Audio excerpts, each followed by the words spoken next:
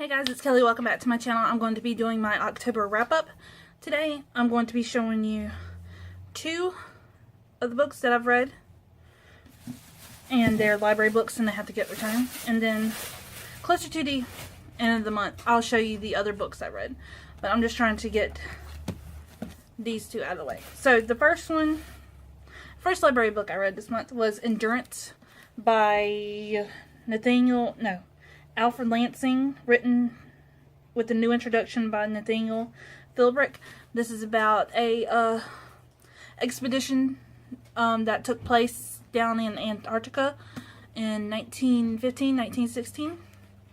The ship and the crew, the ship got stuck in pack ice, and then the crew had to deal with isolation, polar midnight, and they had to live on a floating piece of ice for about 5-6 months after the ship was destroyed and crushed. And then they had to fight the what's it called, the Drake Passage, which is the worst sea on the earth, and they had to get to an island, and then they had to leave some men behind to go get help. And it was a edge of your seat page turner. I give it a 5 out of 5. I think I'm going to have to buy my own copy. And I watched the documentary that was narrated by Liam Neeson on YouTube. Just type in Endurance documentary Liam Neeson and it'll pop up. So good. I got this recommendation from readtheworld.org. They have a book list for every continent, and then on every book list they have books listed for each country on that continent. And so this is for the Arctic and Antarctica. The second library book that I read this month was P.S. I Still Love You by Jenny Han.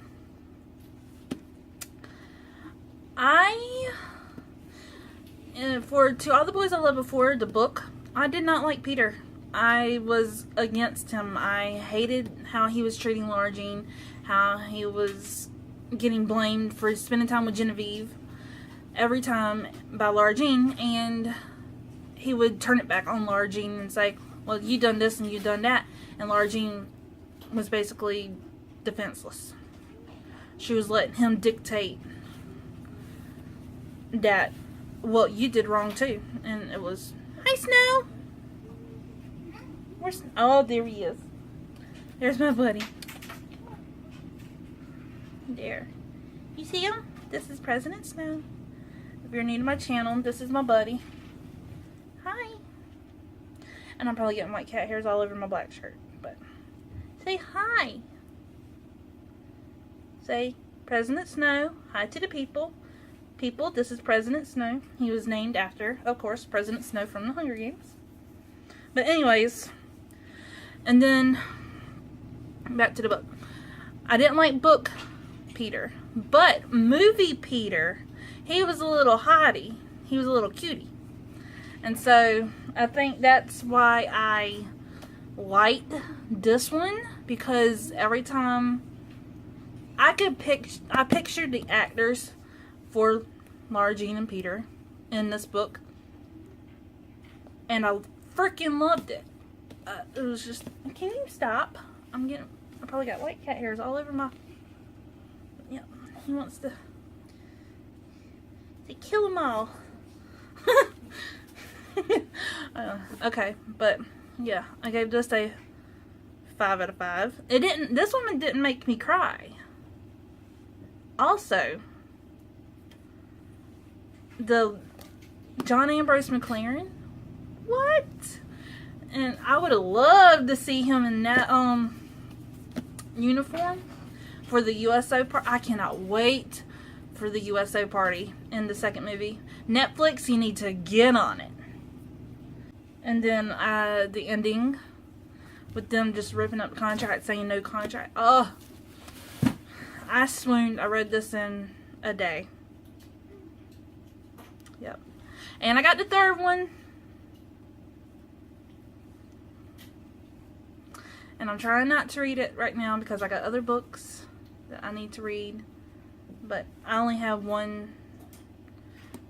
I only had 2 weeks to read this because this one is like 1 out of 3 that my library owns. And I don't get a renewal for this one. But for the third one, they have like 18 copies. And I get it. I can renew it. So this is the end of part 1. I will see you in part 2 for the rest of the books that I read this month. Bye. Here is part 2 of my October wrap-up.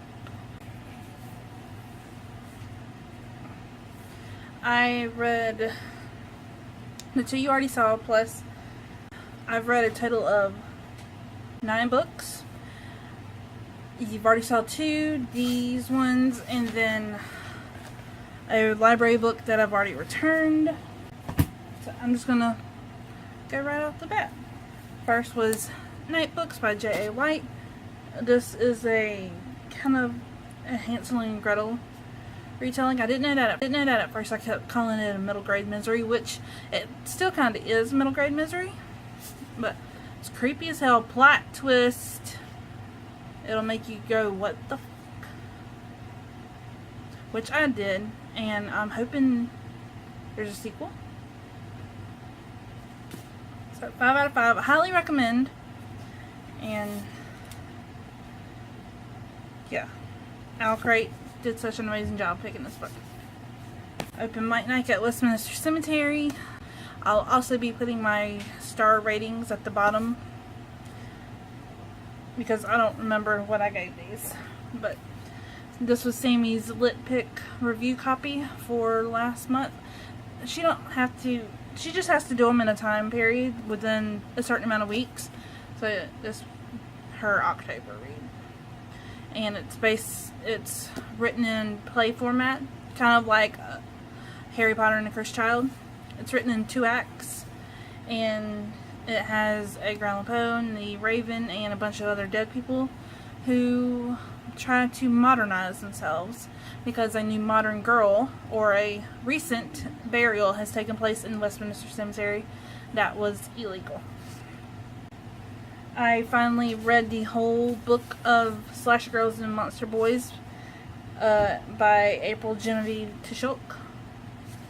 I listened to, I think it was the car crash one. A couple years ago I listened to one of the stories on Spotify. It was the one by April Genevieve Tishulk. It was called the Finger, the Beat, the Flicker, the Fingers, the Beat, and the Sigh. It was about a car crash. I listened to that one on Spotify, and it creeped me out that I had to read the rest of this book.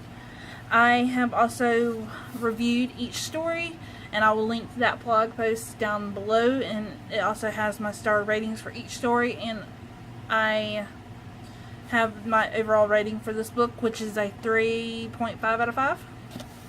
There were some I liked. My favorites were In the Forest, Dark and Deep. It was the Alice in Wonderland retelling with the March Hare, and that was creepy as fuck. Emmeline was my favorite. It was about the ghost girl living in the attic and trying to kill a true love to keep her occupied. It takes place in World War I. Yes, 1918. I think I liked Stitches. It'll tell you which ones I like, but I only liked a couple. Some were okay, and then the one I hated the most was Fat Girl with a Knife. Really, I hated that one. It was just a cliche zombie, and it was fat shaming really hard. Read my 2 arcs that I got in 2015. This is The Unquiet by Michaela Everett. It's about 2 Earths and like carbon copies of ourselves going to okay. It takes place on Earth 2, well, the beginning takes place in Earth 2. And we're following our carbon copies who have been kidnapped as children and raised to become soldiers and fearless and ruthless and monsters. And they are having to watch their doubles every single move to learn to become that double, so they can take their place on Earth 1. And once an Earth disappears, another one reforms, and it's a never-ending cycle. So it's basically aliens, and it's about cottages and woods, and these kids are having to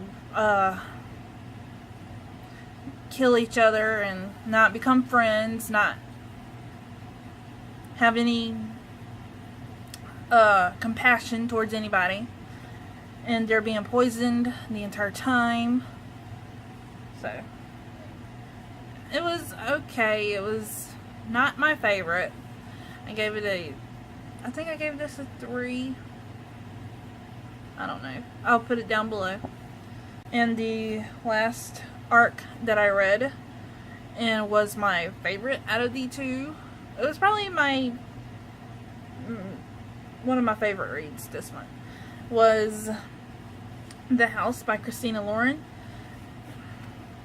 It's about this girl. She moves back to her old hometown after she was sent to boarding school in her middle school, and she comes back her senior year because her grandmother that she was living with has either dementia or Alzheimer's, and she can't remember who she is, and her health is deteriorating, and her parents can't afford to put grandma in a home and keep boarding school, so unfortunately she has to come back to her school. And then she reconnects with this boy that was the outsider, and he's still an outsider, and he's called Weird because he lives in this patchwork house. This house is alive. It's got spirits, and it's been taking care of him ever since he was a child. No one in town knows what happened to his parents. They think they still live in the house, but it's just the house taking care of him, and it is so good. It's creepy. Every little creaking sound I heard while reading this book, I was terrified. But eventually the girl and the boy get together, and the house flips its shit. See? My door's creaking. But yeah. I gave it a 5 out of 5. Highly enjoyed it. I could not put it down. Look at the sides. But yeah, I'm going to have to buy a finished copy of this. And I want a sequel. But I don't think that's going to happen. I think Christina Lauren they only do standalones, which I would like a sequel, please. I read the 3rd book in To All the Boys I Loved Before. I read Always and Forever Lara Jean. I read that in one day. I read it in less than 24 hours. I started it at 6 o'clock one night and then finished it at 2 o'clock the next day. Yeah. I was obsessed. I was grinning from ear to ear. I could not put it down. My kids kept asking me, will you ever stop reading? And I was like, nope. And when I finished, they were surprised that I could read that fast and that I read a book that fast, because usually it takes me like 2 or 3 days to read a book. But yeah, it was quick. I loved it. I gave it a 5 out of 5. But there are some parts that shouldn't deserve a 5 out of 5. I wasn't going to give it a 5 out of 5 at first because I felt that some of the scenes in the book was rushed, like the New York trip. I wish I would have, Jenny Han would have put more of that New York trip. Let's see. Stormy. We're not going to talk about that. I wish we'd seen more of Mrs. Rothschild and the dad's relationship. Genevieve, her character was completely cut out, which is crazy. She was such a big major character in the first and second book, and I didn't like her, but I mean, she had like one scene on the bus and that was it. I'm surprised she didn't try to keep sabotaging Peter and Lara Jean's relationship.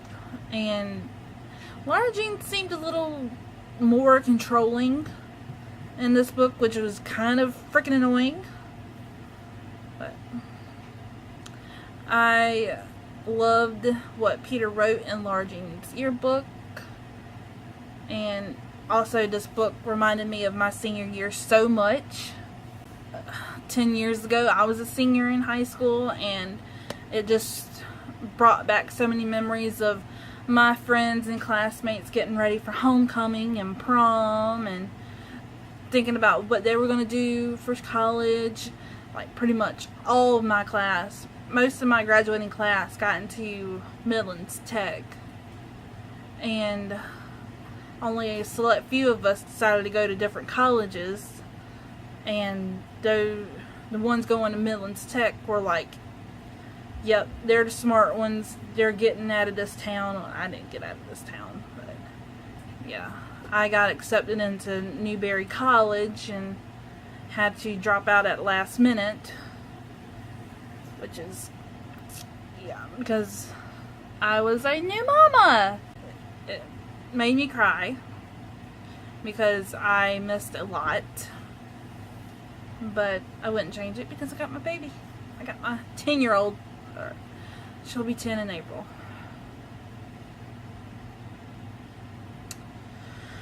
But yeah, and the first book that I read in the month, and the last one I'm going to talk about because I absolutely loved it. I want another one, and that is The Darkest Legacy by Alexandra Bracken. I was going to give this a 4 because I hated how Zoo was being controlled by Priya and Roman. It seemed like she was being controlled by Roman and Priyanka. I mean, she kept having to hand over her weapons, and she was being watched and followed. And the littlest mention of Lucas and Sam bumped it up to a 5. I wish they were in this book more, because those are my two favorite characters. Ruby, I about cried about what happened to her. But yeah, I want a book 5. And the ending was rushed. That I feel. I wish they would have.